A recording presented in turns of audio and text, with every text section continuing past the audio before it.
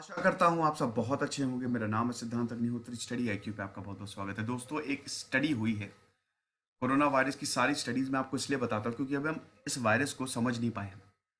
कुछ लोग ऐसे हैं जो बोल रहे हैं कि हम घर से बाहर भी नहीं निकले और एक दो बार निकले थे तो हमने पूरी सोशल डिस्टेंसिंग फॉलो की, मास्क लगाए, उसके बावजूद उनको कोरोना हो गया। तो अब एक स्टडी आई है, long distance airborne dispersal of SARS-CoV-2 को ये थोड़ा सा समझाने का प्रयास करता है। देखिए, कोरोना एयरबॉर्न है कि नहीं, इस पे डिबेट है। फिलहाल एयरबॉर्न भी यही माना जा रहा है कि फिलहाल तो नहीं है, ज्यादातर एक्सपर्ट्स का ये मानना है। क्योंकि दोस्तों, अगर एयरबॉर्न हो गया ना तो हमारी बैंड बच जाएगी। अगर हवा में ये वायरस होगा तो हमको घर में भी मास्क लगा के घूमना पड़ेगा, सोना पड़ेगा, तब तो बहुत बुरी हालत हो जाएगी। तो फिलहाल इस पे डिबेट है। हम इस स्टडी की बात करेंगे, क्या बताया है। तो चलिए आगे बढ़ते हैं। यूपीएससी के स्मार्ट कोर्सेज आते हैं, स्टडी आईक्यू का ऐप डाउनलोड करके आप इनको अवेल कर सकते हैं। इंस्टा पे मैं आ गया हूं, रात 8 से 10 बजे तक मैं सारी क्वेरीज आंसर करता हूं। तो दोस्तों, रिसर्चर्स जो हैं वो वेंटिलेशन ओपनिंग्स को कोविड-19 वार्ड में इन्वेस्टिगेट कर रहे थे। कोविड-19 वार्ड था, वेंटिलेशन ओपनिंग्स को वो देख रहे थे। वहां पे जो सेंट्रल डक्ट होता है, डक्ट आपको पता ही है, बाहर की अंदर की हवा को बाहर फेंकता है वो। तो जो सेंट्रल डक्ट होता है, 3 कोविड-19 वार्ड्स के जो सेंट्रल डक्ट्स थे, खतरनाक बात यह है कि उनमें SARS-CoV-2 पाया गया है। सेंट्रल वेंटिलेशन सिस्टम में कोरोना वायरस पाया गया है, जो कि पेशेंट से दूर थे, लेकिन उसके बावजूद वायरस लॉन्ग डिस्टेंस तक ट्रांसपोर्ट किए और कुछ को इन्फेक्ट किया। वैसे भी ये बोला ही जा रहा है एक्सपर्ट द्वारा, साइंटिस्ट द्वारा, क्लोज्ड स्पेस में आप अवॉइड ही करें। एसी होगा वहां पे, एसी को उतने ही टेम्परेचर पे रखें, 28 से 30 बेस्ट रहेगा। कम टेम्परेचर पे मत रखें क्योंकि वायरस सर्वाइव कर जाएगा। समझ रहे हैं? तो इसीलिए यह बड़ा खतरनाक है। सेंट्रल वेंटिलेशन सिस्टम में SARS-CoV-2 को डिटेक्ट किया गया। अब स्टडी हुई, इस पर रिसर्च हुई और ऑथर ये बोल रहे हैं, ड्रॉपलेट ट्रांसमिशन के बारे में मैंने आपको बताया था, जो कि विंटर में होगा, बहुत ज्यादा पॉसिबिलिटी है, ह्यूमिड कंडीशन में होता है। ड्रॉपलेट ट्रांसमिशन क्या होता है? आपने छींका, आपको वायरस है, कोरोना वायरस है, आपको ना हो, किसी और को वायरस है, तो वो सस्पेंडेड रहेगा। आमतौर पे जो बड़े ड्रॉपलेट्स होती है उसको ग्रेविटी खींच लेती है, लेकिन वो बहुत ही छोटा होगा, सस्पेंडेड रहेगा, तो दूर तक जा सकता है। तो ऑथर ये बोल रहे हैं कि ये ड्रॉपलेट ट्रांसमिशन को रीजनेबली एक्सप्लेन नहीं कर सकता, सिर्फ यही जो स्टडी हुई है, लेकिन हां, इससे हम कुछ चीजें पता लगा सकते हैं। और हमको एयरबोर्न ट्रांसमिशन है SARS-CoV-2, ये तो फिलहाल हम नहीं कह सकते, लेकिन prevention is better than cure. Preventive measures हमको लेने पड़ेंगे, जितना हो सके उतना ज्यादा एहतियात बरतें। फाइंडिंग्स जर्नल नेचर में पब्लिश हुई 11 नवंबर को, और मैं ये लेक्चर आपके सामने लेके आ रहा हूं। तो इससे पहले हम आगे बढ़े, मेरा टेलीग्राम चैनल है, अभी 10,900 सब्सक्राइबर है। ये मेरा ओरिजिनल चैनल, मेरे फेक चैनल पे शायद 13 या 14,000 सब्सक्राइबर है, वो मत ज्वाइन करें, मुझे नहीं पता वहां पे क्या डाला जा रहा है। तो एयरबॉर्न ट्रांसमिशन होता क्या है? सिंपल वर्ड्स में बात करें, हवा में ही ट्रांसमिशन हो रहा है। अभी क्या है, अभी आप अगर कोरोना पेशेंट के पास जाएंगे तभी आपको कोरोना हो सकता है, ऐसे नहीं हो सकता। वो भी जब वो छींके या कुछ उसके ड्रॉपलेट्स जो है वो आप तक अगर कैरी कर गई, नाक या मुंह के थ्रू ही अंदर जाएगी। इसीलिए तो जब आप मास्क लगाएं तो आपके नाक और मुंह ढके रहें। अगर आप बाहर जा रहे हैं तो पहले घर आके सैनिटाइज कर ले, उसके बाद मुंह और नाक को हाथ लगाएं, अपने हाथों को सैनिटाइज कर ले। तो अभी तो यही है, लेकिन एयरबॉर्न मतलब क्या है?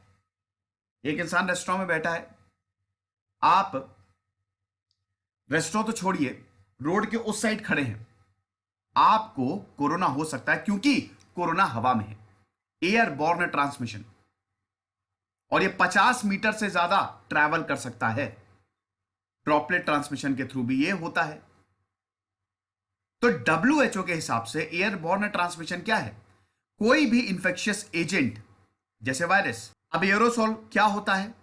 एरोसॉल मतलब जो सॉलिड पार्टिकल्स या लिक्विड ड्रॉपलेट्स या कोई गैस अगर एयर में सस्पेंडेड हो, हवा में हो, वो उसको कहते हैं एरोसॉल्स। खतरनाक है ये। तो अगर एरोसॉल्स के थ्रू ये वायरस जो हैं that are suspended in air over long distances and time, तो एयरबॉर्न ट्रांसमिशन होगा। कहने का मतलब यही, अगर सिंपल भाषा में देखें, जो वायरस है वो काफी समय तक हवा में है, ड्रॉपलेट्स के फॉर्म में हवा में है, ड्रॉपलेट्स के अंदर वायरस है, जो उसका आरएनए है उसके अंदर है। तो जैसे ही वो आपके पास आएगी ड्रॉपलेट्स, आपको पता भी नहीं चलेगा, आपको कोरोना हो जाएगा। लेकिन मैं फिर से बता रहा हूं, अभी ये प्रूव नहीं किया जा सका है, सिर्फ स्टडी चल रही है। इस रिसर्च में भी, ये जो पेपर छपा है इसमें भी सिर्फ कयास लगाए जा रहे हैं, रिसर्च हो रही है, क्योंकि ये वायरस नया है। मैं इसको कई बार बता चुका हूं। एयरबॉर्न ट्रांसमिशन मेडिकल प्रोसीजर्स में भी होते हैं, और स्पीकिंग और सिंगिंग, अगर आप बात कर रहे हैं, गाना गा रहे हैं, तब भी ट्रांसमिशन हो सकता है। तो वही है कि एकदम एहतियात बरत के चलिए।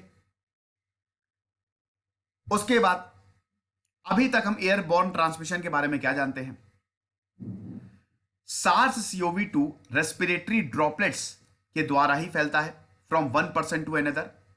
लेकिन ये डिबेट है कि अभी एयरोसॉल ट्रांसमिशन मतलब एयरबॉर्न ट्रांसमिशन हो रहा है कि नहीं।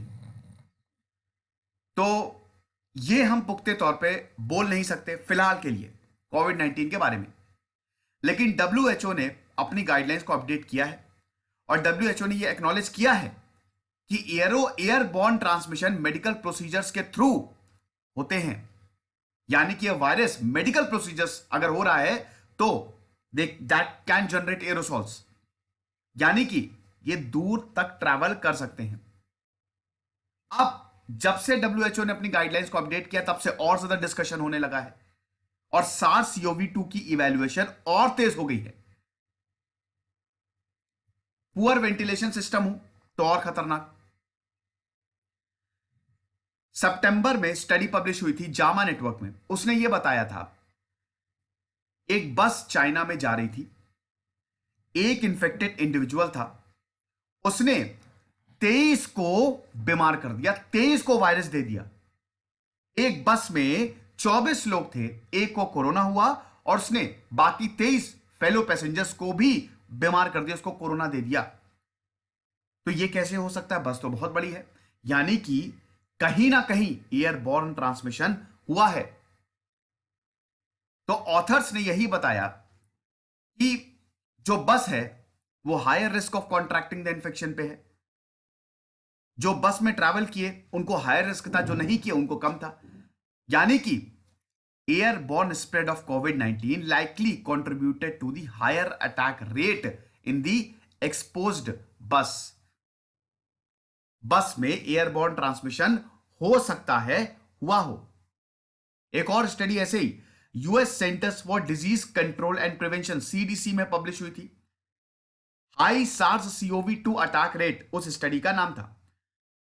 उसमें क्या क्वायर प्रैक्टिस को देखा गया, मतलब जो गाना गा रहे थे, ग्रुप में गाना गा रहे थे, क्वायर प्रैक्टिस हो रही थी, उनको एनालाइज किया गया, और उस रिसर्च में यह पाया गया, जो सुपर स्प्रेडर्स पता है ना, एक इंसान 20 से 30 लोगों को इन्फेक्ट करेगा। तो जो रिसर्चर्स उनको स्टडी कर रहे थे, उन्होंने ये पाया 2.5 घंटे की क्वायर प्रैक्टिस थी, 61 लोगों ने उसको अटेंड किया। सिम्टोमैटिक इंडेक्स पेशेंट भी इसमें थे, 32 कंफर्म्ड, और 20 को सेकेंडरी कोविड-19 इंफेक्शन थे। 3 पेशेंट्स को हॉस्पिटलाइज किया गया और 2 की मौत हो गई। Indoor choir practice. और अभी मैंने आपको क्या बताया था कि अगर एयरबॉर्न है तो वो बोलने से और गाना गाने से भी फैलता है। तो इंडोर क्राउडेड प्लेस में वायरस फैल सकता है। बस वाला इंसिडेंट और क्वायर प्रैक्टिस वाला इंसिडेंट दोनों बंद थे, एसी चल रहा था, फुल ऑन एसी चल रहा था, वायरस फैला, लोग बीमार पड़े। दैट मीन्स खुली जगह में रहो, वही बेस्ट है। इस स्टडी ने क्या बोला है, रिसर्च ने क्या पाया है, जो वायरस का आरएनए है वो वेंट ओपनिंग्स में हमको मिला है जहां पे कोविड-19 पेशेंट्स प्रेजेंट थे। साथ ही साथ फ्लूइड प्लेसेस पे भी इनको वायरल आरएनए मिला है इन ओपन डिशेस, जो कि वेंट ओपनिंग के ठीक नीचे थे। और एग्जॉस्ट फिल्टर में भी वायरल आरएनए जो है वो डिटेक्ट हुआ है। पेट्री डिशेस में भी डिटेक्ट हुआ है। मतलब वहां तक पहुंचा कैसे? दैट मीन्स वायरस हो सकता है इसका एयरबॉर्न ट्रांसमिशन हुआ। अब ये सब जो है, ये जो वेंट ओपनिंग्स हैं, ये पेशेंट से 50 मीटर दूरी के हैं। काफी दूर है, 50 मीटर। तो वहां तक वायरस कैसे पहुंचा? वायरस ने ट्रैवल किया। यही हो सकता है ना, यही रीजन हो सकता है। कोई वेंट में, कोई पेशेंट वेंट के अंदर थोड़ी ना घुस के बैठा होगा। ट्रैवल किया है तभी वायरल आरएनए प्रेजेंट है। तो ये चिंता की बात है। तो इसीलिए जहां पे क्लोज डिस्टेंस होती है, मे बी हो सकता है वायरस वहां पे फैल जाए। बिल्कुल बंद जो होता है, एसी चल रहा है प्रॉपर तरीके से, मे बी वहां पे वायरस फैले। तो इसीलिए प्रिवेंटिव मेजर्स लेने बहुत जरूरी है।